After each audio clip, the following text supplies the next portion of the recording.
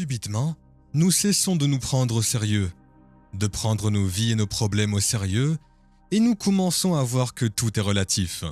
Ce sont les mêmes émotions. Nous retrouvons juste des raisons dans notre vie pour ressentir ces émotions, que ce soit une maladie, ou que nous soyons fauchés, ou peu importe. Tôt ou tard, les gens cessent de se fier à leur monde extérieur et commencent à faire confiance à leur monde intérieur. Si vous vous fiez à votre monde extérieur pour contrôler vos pensées et vos sentiments, et que vous dites « j'ai vu mon ex-mari ou mon ex-femme, mon patron ou mon compte en banque, et maintenant je suis déprimé », vous ne pouvez pas vous en empêcher. Alors que ce que vous dites vraiment, c'est qu'une expérience extérieure contrôle vos pensées et vos sentiments, ce qui fait de vous une victime. Lorsque vous commencez à changer vos pensées et vos sentiments, et que vous commencez à avoir des effets dans votre vie, vous avez moins tendance à croire que vous êtes la victime de votre vie. Et vous commencez à croire davantage que vous êtes le créateur de votre vie. Et donc, certains échecs, ainsi que certains conditionnements sont supprimés. Ce n'est pas quelque chose que nous pouvons faire en une seule fois. Ce n'est pas quelque chose que nous pouvons réaliser en une seule bouchée. Il faut une pratique constante pour être le scientifique de votre vie et mesurer les effets de vos actions. Car il ne suffit pas de faire une méditation, de se lever, de retourner au travail et de juger tout le monde. Vous venez de vous déconnecter de l'énergie de votre futur et vous êtes de retour à l'énergie de votre passé. Je veux que les gens soient capables de maintenir ces états indépendamment des conditions de leur environnement. Et s'ils sont capables de maintenir ces états et de garder leur énergie connectée, cette énergie pendant toute la journée, quelque chose d'inhabituel va se produire dans leur vie. C'est la loi. Il y aura une certaine synchronicité, une certaine coïncidence, une certaine opportunité, une certaine sérendipité. Vous savez, au début, vous regardez autour de vous, mais personne d'autre n'est vous. Donc il ne le voit pas vraiment. Mais vous voyez que quelque chose est en train de se passer. Vous vous dites que vous recevez un feedback de votre vie sur le moment. Vous avez un retour. Vous commencez à faire attention à ce que vous faites et vous le refaites. Et je pense que c'est comme cela que nous commençons à devenir plus créateurs de notre vie et moins sa victime. Je pense que si nous utilisons les sentiments comme un baromètre pour le changement, nous nous dissuadons de toute possibilité parce que ces sentiments sont des émotions familières du passé. Et si les gens n'en ont pas envie, cela doit venir du corps. C'est le corps qui ne veut pas être entraîné dans un futur parce qu'il ne le voit pas. C'est vrai. Lorsque je suis témoin, et que j'interroge des personnes qui ont eu des rémissions spontanées, des changements physiques vraiment profonds dans leur corps, je veux dire, lorsqu'ils avaient toutes les raisons de ne pas faire le travail, qu'ils se sentaient malades, pas bien, fatigués, ou qu'ils avaient des doutes, de la peur. Après avoir regardé tous ces scanners cérébraux, après toutes ces années, je crois honnêtement que nous sommes à notre meilleur quand nous nous dépassons. C'est le travail de se dépasser, les programmes, les émotions, les situations, nos frustrations, notre impatience, notre esprit analytique. C'est ce qui fait obstacle entre nous et notre pouvoir le plus profond. Donc, quand nous commençons à nous y attaquer, c'est comme si nous allumions une allumette dans un endroit sombre. Je veux que les gens se heurtent à ces états dans notre atelier. Je veux qu'ils le fassent parce que, souvent, à la maison, ils se heurtent à ce point et ils abandonnent. Ils ne croient pas en eux-mêmes. Et si vous ne croyez pas en vous, vous ne croyez pas aux possibilités. Mais quand vous croyez aux possibilités, vous croyez en vous. Et quand vous croyez en vous, vous croyez aux possibilités. Donc, lorsque la personne arrive au bout de sa croyance émotionnelle, par exemple, et qu'elle s'assoit là et va un peu plus loin, la volonté devient plus grande que le programme. Le corps n'est plus l'esprit et il y aura une libération d'énergie. C'est une victoire chaque fois qu'il commence à devenir émotionnel et qu'il remette le corps en place dans une méditation. C'est une victoire. Ils maîtrisent le moment présent chaque fois qu'ils veulent se lever et faire quelque chose parce qu'ils pensent qu'ils sont très occupés et qu'ils n'ont pas assez de temps. Et ils ramènent leur corps dans le moment présent.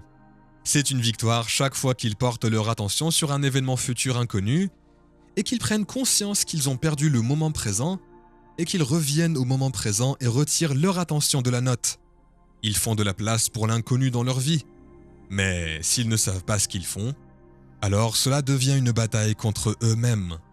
Donc, si nous avons développé la compréhension, nous développons la pratique et ils comprennent ce qu'ils font. C'est comme faire de la musculation. Je peux faire une répétition de plus, je peux courir un peu plus loin, je peux m'étirer un peu plus. Parce qu'ils comprennent que c'est en s'étirant un peu plus que la plasticité fonctionne. Vous devez vous étirer un peu plus en dehors de la boîte. Et quand les gens commencent à s'accrocher à un certain degré de changement, ils peuvent avoir une période de quiescence pendant 2 semaines, comme si rien ne se passait vraiment et qu'ils étaient sur le point d'abandonner. Ensuite, ils se disent juste qu'ils vont continuer. L'expérience est la suivante. En 3 semaines, ils vont un peu plus loin. Leur cœur s'ouvre, ils s'allongent après leur méditation, ils ont un moment profond, ils sont moins susceptibles. Lorsqu'ils conduisent vers le travail, de penser à toutes les personnes qu'ils n'aiment pas pendant un moment comme celui-là. Ils sont juste ravis, ils ne sont plus la même personne dans une certaine mesure, à un certain degré. Et je pense qu'à mesure qu'ils changent leur personnalité, vous savez, tout comme votre personnalité crée votre réalité personnelle, ils commencent à voir des changements dans leur réalité personnelle. Cela devient plus passionnant de le faire. Nous comprenons que nous sommes plus conscients, et je pense beaucoup à cela également. Nous travaillons si dur dans le processus de nous surmonter pour surmonter notre ego. Vous commencez à le comprendre. Comme pourquoi vous le construisez le même jour si vous savez que vous allez devoir y faire face demain. C'est vrai. Et c'est ce qui se passe avec moi, c'est ce que je pense. Je me dis, Seigneur, j'ai juste travaillé pendant la dernière heure et demie, je me suis dépassé. Pourquoi voudrais-je faire la même chose ou être la même personne après ça? Alors, vous commencez à comprendre. Maintenant, vous êtes plus conscient dans votre vie et moins susceptible de devenir inconscient. Il faut maintenant se demander, quelle est la pertinence de cela si vous êtes plus conscient dans votre vie, alors que les problèmes que nous avons créés dans notre vie ont été créés à partir d'un certain niveau de conscience ou d'inconscience? Alors, pour résoudre les problèmes dans votre vie, vous devez aller à un plus grand niveau de conscience. Le simple fait de devenir conscient de la façon dont vous pensez, de la façon dont vous agissez et où vous vous sentez, si vous êtes à un plus haut niveau de conscience, si vous êtes à une plus grande énergie, ou si vous n'êtes peut-être pas encore cette autre personne, mais que vous le savez, vous rend moins susceptible de laisser cette pensée échapper à votre contrôle de conscience pendant la journée, parce que vous y avez fait face pendant les 2 dernières heures. Maintenant, certaines personnes diraient « Eh bien, ça va prendre trop de temps. » Mais dites-moi s'il y a une alternative. Je veux dire, parce que si vous n'avez pas pris soin de ce circuit, il sera encore là demain. Si vous n'avez pas pris soin de vos réactions émotionnelles, les gens dans votre vie, cette maladie va revenir, ou ce problème de santé, ou cette douleur, ou ce déséquilibre va revenir parce que vous êtes de retour dans le passé.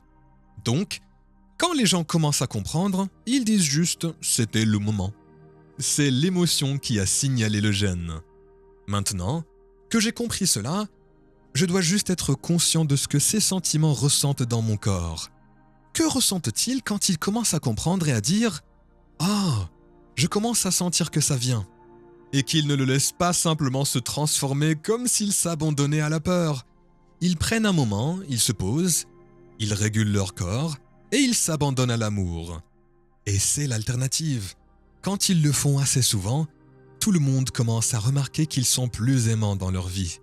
Ils aiment la façon dont ils se sentent et ils se disent « Eh bien, je préfère avoir ceci que cela ».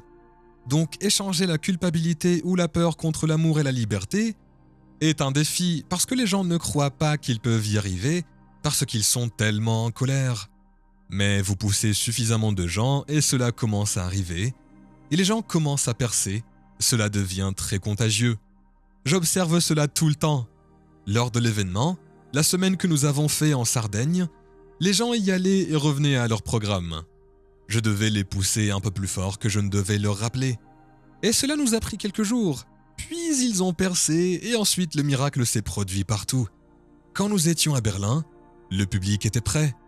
Il nous disait des choses comme « poussez-nous, allons-y, on s'en fiche, on veut juste y aller ».